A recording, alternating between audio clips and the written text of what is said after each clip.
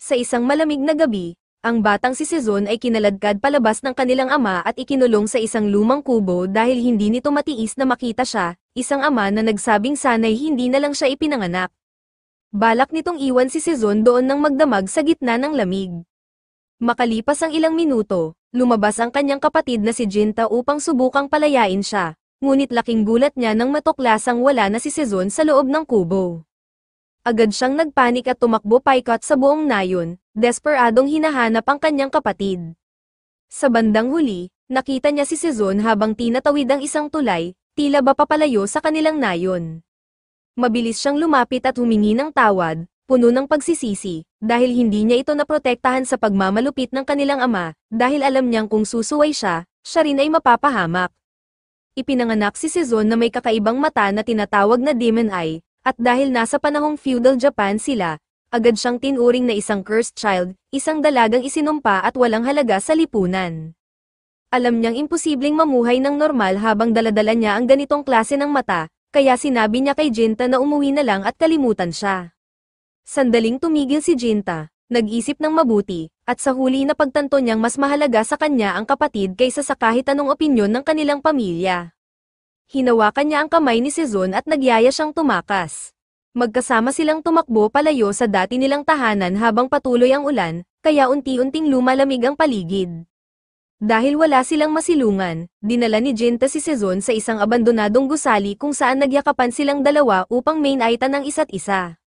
Nakatulog na si Sezon, at habang antok na rin si Jinta, napansin niya ang isang lalaking dumarating sa kanilang kinaroroonan. Bago siya tuluyang mawalan ng ulirat, narinig niyang sinabi ng lalaki na kukup-kupin sila. Paggising ni Jinta, buhat na siya ng lalaki habang si Sezon ay naglalakad sa tabi nila. Laking ginhawa ng lalaki nang makitang gising na si Jinta, kaya ibinaba niya ito at nagpatuloy silang maglakad patungo sa nayon kung saan ito nakatira. Ang lugar ay tahanan ng mga blacksmith na dalubhasa sa paggawa ng katana, kaya abala ang lahat sa pagawaan. Dinala sila ng lalaki sa kanyang bahay, at agad na lumabas ang kanyang anak na babae upang salubungin siya. Masaya itong makita ang ama, ngunit curious din sa dalawang batang kasama nito.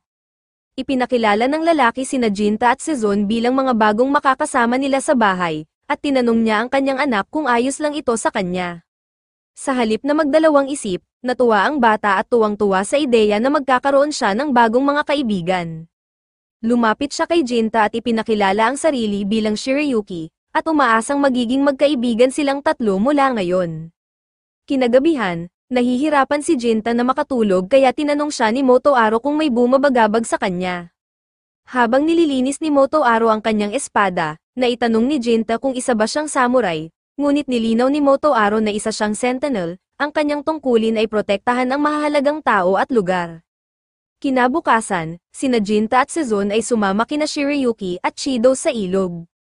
Habang pauwi na sila, tinanong ni Jinta si Shirayuki tungkol sa kanyang ina na si Yox, na tumulong sa kanila ni Sezon upang makapanatili sa nayon. Ipinaliwanag ni Shirayuki na si Yox ay isang Atsuki-hime, isang dalagang inialay sa Fire God, at tanging ang village chief at ang asawa nitong si Madharo, ang kanyang sentinel, ang maaaring makakita sa kanya. Kinabukasan, nagsanay si Jinta sa pakikipaglaban gamit ang espada kasama si Motoaro, ngunit bilang baguhan ay madali siyang napabagsak nang hindi man lang pinawisan ang kanyang mentor. Sinabi ni Motoaro na malayo pa ang tatahakin ni Jinta, ngunit kung magpapatuloy siya sa pagsasanay, balang araw ay magiging isang ganap na master rin siya. Lumipas ang mga taon, at si Jinta na ngayon ang bagong sentinel ng Shrine Maiden. Dumalo siya sa isang pagpupulong kasama ang mga opisyal ng nayon at ang Shrine Maiden na nakatago sa likod ng kurtina upang hindi siya makita ng iba. Habang nagsisimula ang pagpupulong, pinuri ng Shrine Maiden si Jinta sa kanyang husay sa demon slaying, ngunit sagot niya, ginagawa lang niya ang kanyang tungkulin upang mapanatiling ligtas ang nayon. Isinalaysay niya na ang huling demon na kanyang nakaharap ay nagtangkang gumamit ng anyong tao upang makapasok sa nayon. Naging tensyonado ang isa sa mga opisyal nang marinig ito, at tinanong siya ng iba kung may ideya siya kung bakit gustong makapasok ng demonyo sa kanilang lugar. May isang opisyal na nagbanggit ng alamat na kapag kinain ng demonyo ang atay ng isang Shrine Maiden, ito'y magiging immortal. Ngunit posibleng ang pakay rin ng demonyo ay ang Your Sword, isang banal na espada na minana ng mga Shrine Maiden sa loob ng maraming henerasyon.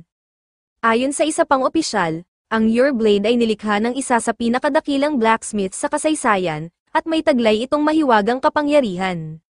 Kung totoong ang pakay ng mga demonyo ang banal na espada, maaaring malagay sa panganib ang buong nayon. Kaya inutusan ng chief ang lahat na manatiling alerto at handa sa anumang banta. Ngunit sinabi ni Kiyomasa na wala naman dapat ipag-alala dahil pareho naman silang dalawa ni Jinta ang inatasang magbantay sa Shrine Maiden, bagamat, sa totoo lang, naniniwala siyang hindi karapat-dapat si Jinta para sa tungkuling iyon. Halos magsimula na silang magtalo, ngunit agad silang pinatahimik ng village chief at ng Shrine Maiden mismo. Matapos nito, nagtapos na ang pagpupulong at lahat ay lumabas ng shrine, maliban kay Jinta, dahil tungkulin niyang manatili upang bantayan ang Shrine Maiden. Nang sila na lang dalawa ang natira, lumabas na sa kanyang silid ang Shrine Maiden, at lumantad na siya pala ay si Shirayuki. Gulat na tinanong ni Jinta kung anong ginagawa niya dahil hindi dapat nagpapakita ng basta-basta ang isang Shrine Maiden. Ngunit dahil matagal na silang magkaibigan mula pagkabata, pakiramdam ni Shirayuki ay hindi na nila kailangan ng formalidad. Sinabi rin ni Shirayuki na naroon din si Sezon, kahit bawal ang mga karaniwang tao sa loob ng shrine. Laking gulat ni Jinta dahil parang hindi man lang tumanda si Sezon sa nakalipas na mga taon. Nang gisingin nila ito, labis ang tuwa ni Sezon nang muling makita ang kanyang kuya. Sa sobrang busy ni Jinta sa Demon Slaying, bihira na silang magkita. Masaya rin si Jinta na makita siya, pero sinermo na niya ito dahil bawal talaga ang pumunta sa shrine. Hindi maintindihan ni Sezon kung bakit hindi siya pwedeng bumisita kay Shirayuki samantalang si Jinta ay malaya namang nakakapasok, pero ipinaliwanag ng kuya niya na may mga alituntunin silang kailangang sundin. Kaya inutusan niya itong bumalik na sa kanilang bahay. Pagkaalis ni Sezon, dumating muli ang village chief sa shrine dahil may mahalagang pag-uusapan sila ni Shirayuki. Hiningi niya kay Jinta na bigyan sila ng kaunting privacy. Tumanggi si Jinta sa una dahil tungkulin niyang huwag iwan si Shirayuki bilang kanyang sentinel, ngunit pinayagan siya mismo ni Shirayuki na magpahinga sa araw na iyon, kaya sa huli, pumayag na rin si Jinta at umuwi muna. Samantala, sa labas ng nayon, may dalawang demons na nakatutok ngayon kay Sezon dahil sa kanyang demon eye. Kinagabihan, palihim na lumabas si Shirayuki mula sa shrine upang makipagkita kay Jinta dahil may mahalaga siyang sasabihin. Noong kinausap siya ng village chief kanina, sinabi nito na dapat siyang mag-focus sa pagkakaroon ng tagapagmana, bilang paghahanda sakaling mapatay siya ng mga demonyo. Masakit pakinggan, ngunit tama ang chief, kailangan na niyang mag-asawa, at napagpasyahan ng mga nakatatanda na pakasalan niya si Kiyomasa, dahil anak siya ng chief at tiyak na siya rin ang magiging susunod na pinuno ng nayon. Hindi alam ni Jinta kung ano ang mararamdaman niya sa balitang ito, at maging si Shirayuki ay hindi rin masaya sa desisyong iyon. Inamin ni Shirayuki na mahal niya si Jinta, at ang totoo'y palihim siyang lumabas ng shrine ngayong gabi para sana yayain si Jinta na tumakas at magsimula ng bagong buhay kasama siya. Pero alam niyang hindi iyon papayagan ni Jinta, dahil nanumpa siya na poprotektahan ang nayon at inialay ang maraming taon sa pagsasanay upang maging sapat na malakas para sa tungkuling iyon. Ganoon din si Shirayuki, na nanumpa bilang Shrine Maiden. Kung tatakas sila ngayon, para bang babalewalain nila ang lahat ng sakripisyo at panata nila sa kanilang tungkulin. Makalipas ang ilang araw, muling ipinatawag si Jinta sa isang pagpupulong kung saan ibinalita ang isang demon sighting sa kagubatan. Inatasan siyang patayin ang nilalang, kaya agad siyang naghanda upang umalis. Ngunit bago pa man siya makaalis, hinarang siya ni Kiyomasa. Alam niyang narinig na ni Jinta ang tungkol sa nalalapit na kasal nila ni Shirayuki, at nagtataka siya kung bakit tila walang pakialam si Jinta. Ngunit sinabi ni Jinta na wala siyang dahilan para magalit, dahil ang tanging mahalaga lamang sa kanya ay ang kaligtasan ng kanyang Shrine Maiden at ng buong nayon. Ang nakakapagtaka, si Kiyomasa man ay hindi naman nagyayabang tungkol sa kasal, sa halip, ramdam niyang mali talaga ang lahat. Alam niyang mahal ni Jinta si Shirayuki, at mahal din siya nito, kaya para sa kanya, parang mali na ipilit ang kasal na ito sa kabila ng damdaming iyon. Ngunit nakapagdesisyon na si Jinta, kaya agad siyang umalis ng nayon upang tuparin ang kanyang misyon. Pagdating niya sa kagubatan, bigla siyang inatake ng isang dambuhalang demon. Bago magsimula ang labanan, tinanong muna ni Jinta kung mag-isa lang ba ito, dahil ayon sa ulat, may dalawa silang demonyong nakita. Ipinaliwanag ng halimaw na ang kasama nito ay may importanteng lakad. Sa mismong nayon, isang balitang hindi maganda, ngunit kailangan munang harapin ni Jinta ang kalabang nasa harapan niya bago siya makabalik. Mabilis siyang umatake, at sa isang malakas na swing ng kanyang espada, naputol niya ang isang braso ng halimaw. Ngunit sa halip na umurong, patuloy pa rin sa pag-atake ang demon, kaya napilitan si Jinta na umatras muna. Pinulot ng halimaw ang naputol nitong kamay at hindi man lang ito nagalit, bagkus, humanga pa ito sa kakayahan ni Jinta na maputol ang kanyang braso. Samantala, sa loob ng nayon, hinarap ni Sezon ang isa pang demon na nagngangalang Buddy, at labis ang takot niya. Sinabi ng demonyo na wala namang dahilan para matakot siya, dahil isa ring demon si Sezon, tulad niya. Ngunit mariing tinanggihan ni Sezon ang ideyang iyon. Sa isang tingin lang, napagtanto ni Buddy na ang pagmamahal ni Sezon para kay Jinta ang dahilan kung bakit hindi siya tuluyang naging isang ganap na demon, isang bagay na naiintindihan ni Buddy ngunit nararamdaman din niyang nakakainis, dahil halatang pinalaki si Sezon ng may labis na pagmamahal at proteksyon mula kay Jinta. Mahal na mahal ni Sezon si Jinta, kaya nang marinig niyang pinupuri ito ng demonyo, naging kalmado siya. Ngayon na hindi na natatakot sa kanya si Sezon, sinubukang kumbinsihin ni Buddy na gamitin ang kanyang kapangyarihan para tumulong sa kanya, at nangakong hindi siya sasaktan, at dahil kilala ang demon sa kawalang kakayahang magsinungaling, sinabi nitong mapagkakatiwalaan siya. Gayunpaman, tinanggihan ni Sezon ang alok dahil baka masaktan si Jinta. Hindi ito maitanggi ni Buddy, kaya gumamit siya ng ibang taktika, ipinakita niya kay Sezon ang isang vision, isang ilusyon kung saan makikitang si Shirayuki ay nag-aalis ng damit at naghahanda sa isang maselang sandali sa loob ng shrine. Nakaramdam ng pagkasuklam si Sezon nang makita ito, lalo na tila may kaugnayan ito kay Jinta, at sa gitna ng panibugho at sakit, nagsimulang mabasag ang panloob niyang kontrol. Dahil hindi si Jinta ang nasa likod ng nakita niyang mga eksena, tinanong ni Sezon ang demon kung totoo ba ang kanyang nasaksihan. Ipinaliwanag ng demon na isa sa kanyang kakayahan ay ang foresight, kaya niyang makita ang hinaharap, at may bahagi rin ito sa iba, gaya ng ginawa niya kay Sezon. Ngunit kung ayaw pa rin maniwala ni Sezon, handa siyang dalhin ito mismo sa shrine upang makita niya ang katotohanan. Samantala, patuloy pa rin ang labanan sa kagubatan, at bago muling sumugod si Jinta, tinanong muna niya ang kalaban kung bakit nga ba inaatake ng mga demon ang mga tao. Sinabi ng dambuhalang demon na iyon ang layunin nila, hindi man nila kailangang pumatay ng tao, bawat demon ay may partikular na misyon na dapat nilang gampanan. Sa kanyang kaso, ang layunin niya ay harangin si Jinta. Bukod pa roon, taglay niya ang kapangyarihang assimilation, kung saan maaari niyang makuha ang kakayahan ng ibang demon sa pamamagitan ng pagkain sa kanila, at kaya rin niyang baguhin ang anyo ng kanyang katawan.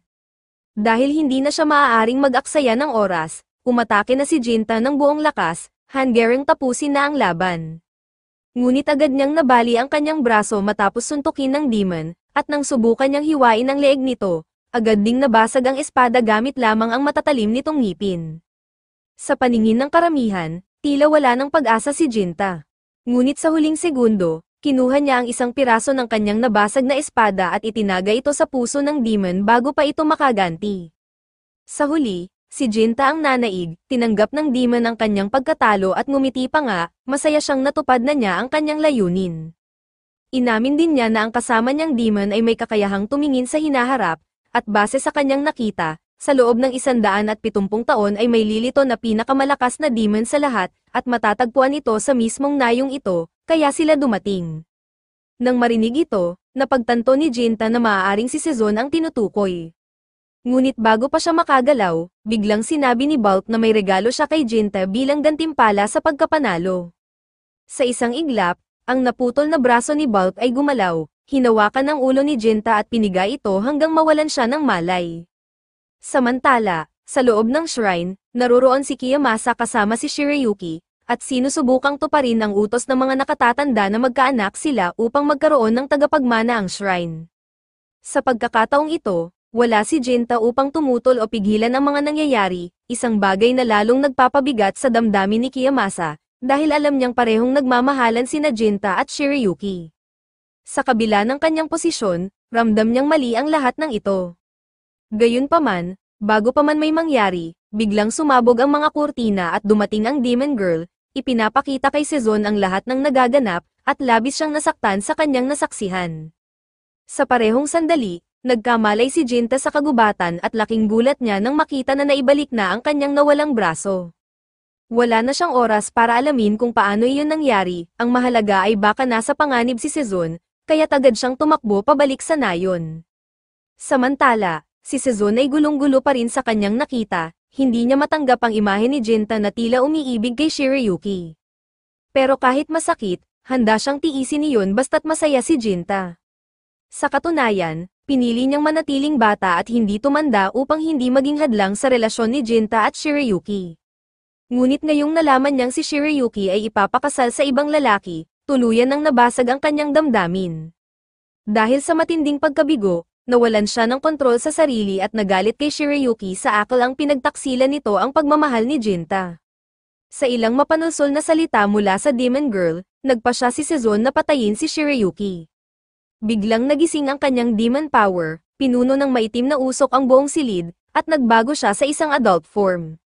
Kinuha ni Kiyomasa ang legendary sword at sinubukang labanan si Sezon, ngunit bago siya makagalaw ay pinatumba siya ng Demon Girl at dinala palabas, may sariling balak.